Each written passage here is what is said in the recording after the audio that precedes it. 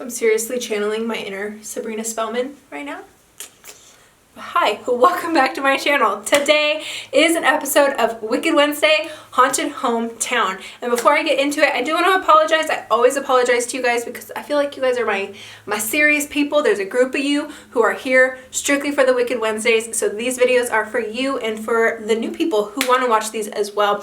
I love spooky shit. I love makeup. I love home stuff. But spooky shit is my jam. But as you can tell, I've had a Monster Import, 2 cups of coffee, and I'm on a cup of iced coffee right now. Sorry guys, I am literally like, but today, if you guys like these kinds of videos, please give them a thumbs up and subscribe to my channel, or leave a comment down below. How about you guys leave, if you don't know what to comment, because commenting really helps me get noticed, like in the algorithm, leave a ghosty. Leave a little ghosty. But today we are going, again, Haunted Hometown. We are going into Amarillo, Texas. Why Amarillo, Texas? Because when you guys see this video, I'm gonna be in Amarillo, Texas. So I thought, sorry, there's like a piece of hair attached to my eyelash. I need to calm down. I will be in Amarillo, Texas when you guys are seeing this video. I might film, I might not. I'm not really sure. It's kind of like a family vacation, visiting some family while we're there. So I haven't really decided what I'm going to be doing, but Amarillo does have some interesting history to it. It is, of course, like I don't want to call it a prairie town. It's a city, but it's like an itty bitty city compared to like the cities that I live near in California. But there are actually tunnels underneath the city. My mom also used to tell me, I think it was her high school or her middle school or elementary school, one of her schools, where they had like a tunnel that went like to the park, from the park to the school.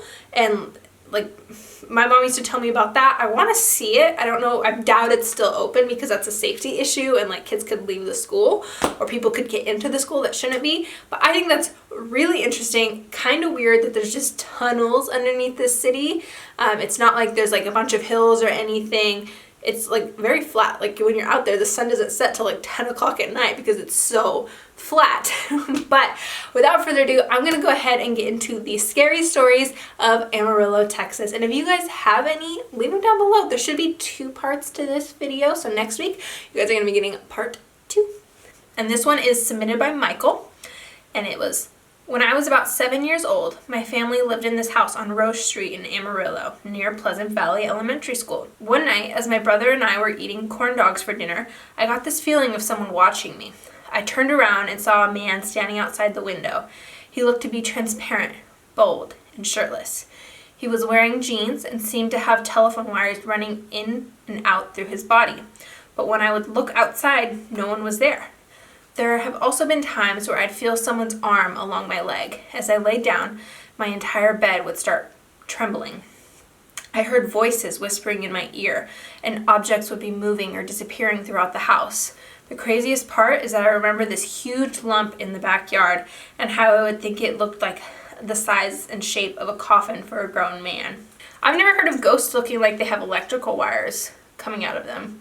That's kind of weird. And a lump in the backyard. Did somebody in his family murder somebody and leave him in the backyard? Or did they like move in and somebody had murdered somebody and put them in the backyard and now it's a vengeful ghost? Too much caffeine. So this one is submitted by Pam. I used to live in Amarillo. My husband and I bought a house that was built in 1987 and never heard of any deaths in it. We lived there for 11 years and it was very haunted. My son, since a very early age, 2, has been seeing ghosts and still to this day has one with him all the time. A friend of mine says that she feels that is one of his past grandfathers watching over him. When he was very little, he would sleep sometimes with his big sister who was 10 years older than him. He would tell her about the pretty floating lights that he would see going across the ceiling and out the window into the front yard. My daughter could not see anything. I bought him a huge fire engine that lit up and made all sorts of noise from an old bookstore. Well, after I got it, we found out that at times it would go off by itself. So I took the batteries out. One night, it was in the middle of his bedroom floor, and at 3 a.m., I was woken up with it going off with no batteries in it. That freaked me out. My son had a little Tykes workbench, and a ghost attached itself to it. This ghost was a man that was green, and you could only see him from the waist up. He would move the tools around at night and rearrange stuff while my son slept. My son could see him, and he would see other ghosts in his room. One night, he saw a man and a woman come out of his closet and walk straight across his room and out through the window. When he got up, he could still see them on the front lawn. He could hear chains also, all of this since the age of 2. He is very sensitive to them, and I am happy that he can see them still, which is unusual since he is now 14. My daughter had lots of things happen to her. Doorknobs twisting, figurines would go flying off her TV and land on her lap. When she was playing video games, her figurines would move all the time, and you could see the drag marks of her dusty room. She could hear voices at the end of her bed but could not ever make out what they were saying. Both of my children also saw a woman in the den. My son was 3 and my daughter was 13 at the time. They had never talked about this woman ghost to each other, and then one day my son told me about her, and sometime later my daughter described the same ghost. My son also saw a man that he described looking like Abraham Lincoln, with the top hat and beard. He could see through him, and he had a black heart. I never saw a ghost, but experienced weird things in the house. I was poked several times in the back and had heard someone say, "boo," in my ear. Freaked me out. My children still experience things. It is like a very special gift. Man, I wish I did. That one's really interesting. So I'm kind of like torn on whether the house is haunted or the kids are attracting like sort of a portal, or like you hear stories of where people are haunted as opposed to homes, or that like the kids, particularly the son, bring out the spirits. So if a spirit's not attached to a place, it might just show up there because it can get attention from the kid. Like the kid can see them, so they want to be seen, they're lonely, and it's like interacting with someone. Does that make sense? But who knows? I mean, that's a lot of ghosts for one house, unless the house used to be like a morgue or something, but it doesn't say anything about that. I think you would know if your house used to be a morgue. And this one is submitted by somebody by the name of Haley. Hi, I'm Haley. I live in a very old house, and trust me, I keep that in mind when I think about that when things happen. We hear people walking and moving things in the kitchen, running in circles on the roof, and scratching on the walls. I saw a foot walk to the back of the basement. My sister has been pushed to her knees, leaving my room. Children get terrified in my room because of my closet, the only other spot in the house with an opening to the attic. Our house tilts back enough to make doors swing all the way.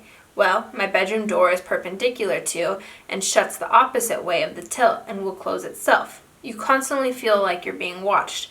My 8-year-old sister ran to sleep with my mom one night because she said ghosts were touching and talking to her. If I had money, I would get a paranormal investigator. That's weird. That's really creepy. Also, why is your house tilted? That's not good. Get a different house.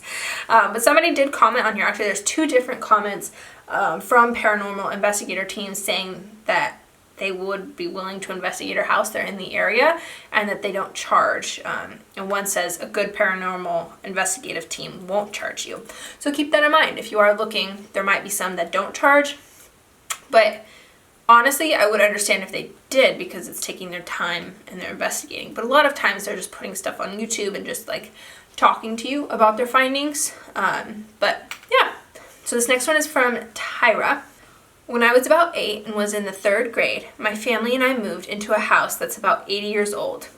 There has been 3 major paranormal incidents all happening to me. The first one was when I was just about to fall asleep in my bed. I felt a finger rub across my back from my right shoulder blade to the left.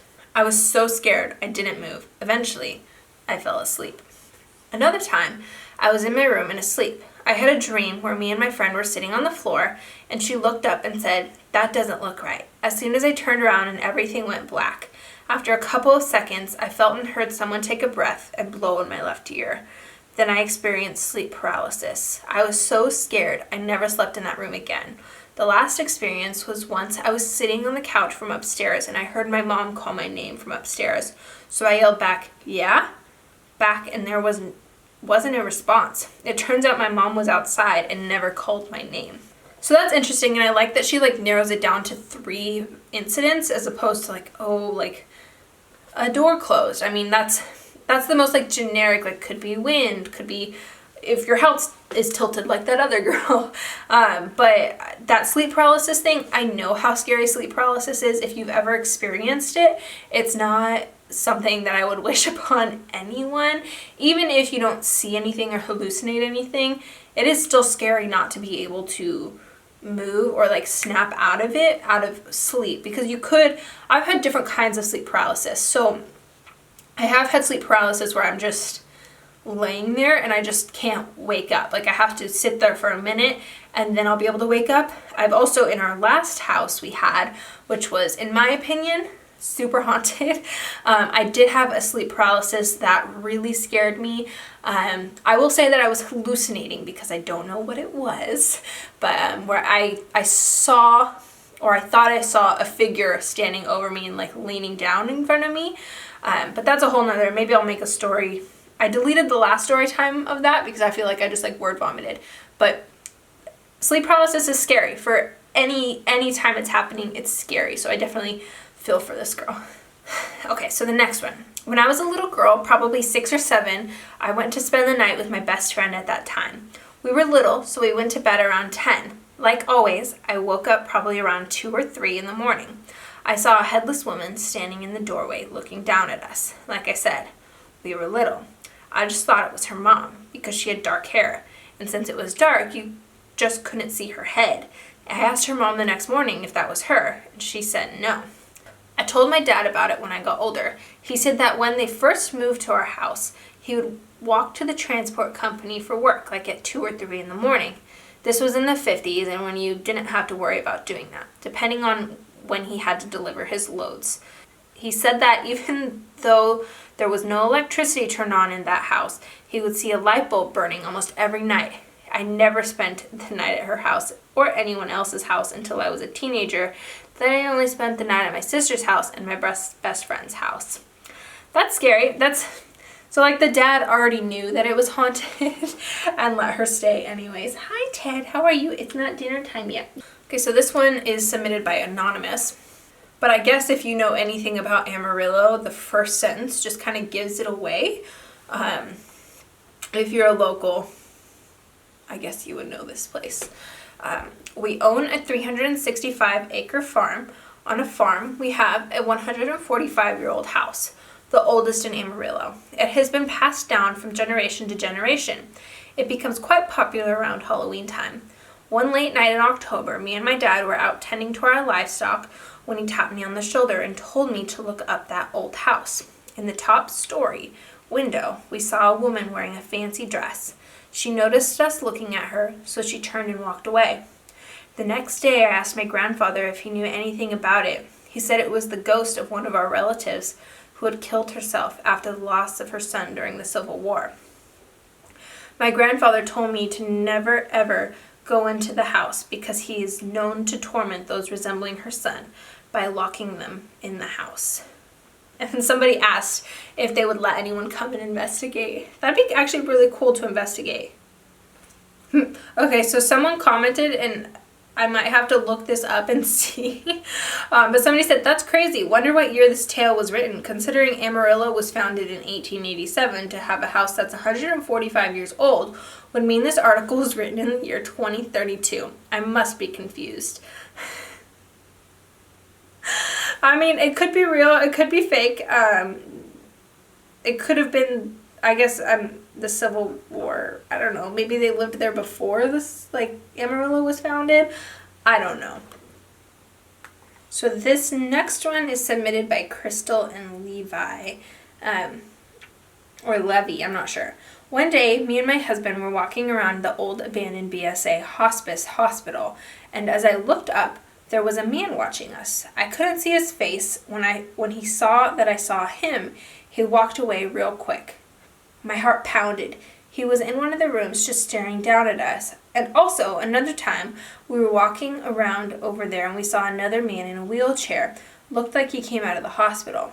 But he was screaming, yelling, cursing. He was in the middle of the road in oncoming traffic, but nobody saw that he was there. Just me and my husband. And then all of a sudden, he vanished. It was pretty creepy. And then there's some comments on there saying that Other people have gone by seeing lights flickering and stuff like that, or seeing people just sitting there on the street. Possibly the same ghost. Somebody came out in a wheelchair in the street and was just sitting there. And then somebody says they used to work there. Apparently in 1980s, a mental patient escaped the hospital and committed suicide by rolling his wheelchair onto Amarillo Boulevard. And it used to be a convent portion of the building, and apparently 2 nuns died inside the convent as well. But that's really creepy. I mean, I almost went to a college that used to be a hospital, and supposedly there was also like a mental ward as well, which was where the dorms were, and that was like super, super creepy. Even when you like walked in there, it was just like a different vibe. Like, it didn't feel haunted. There was just a different vibe to it. And like, I mean, I was in high school and I didn't necessarily believe in this stuff in high school. Like, I did, but I didn't. So last story, because this video is getting way too long and we're gonna have to go into part 2. This next one is submitted by Dakota. And it's super short. It's like 2 sentences. My old elementary school was haunted by a ghost. We called him the Archer. And you can sometimes feel him or her in the girls' bathroom, watching, envying you if you were pretty. That's kind of weird. So if it's a guy, what a perv. It's a girl, also kind of pervy. You shouldn't be like watching children while they use the bathroom, envying them in any way, shape, or form. But yeah, you guys, so that is everything for this one. But go ahead and subscribe, and there will be a part 2. That's for 2 next week. Again, on Wednesday. I'm trying to get back into the swing of Wicked Wednesdays. I do always try to like put out good content, but Wicked Wednesdays are a lot harder than just, you know, a haul or a makeup video. I feel like they're a lot more difficult, and I need to be in a certain headspace in order to film them, because like, you know, vibing and stuff. But I'm gonna go. I hope you guys have an amazing day, night, whatever it is, wherever you are, and stay safe, happy, healthy, and spooky.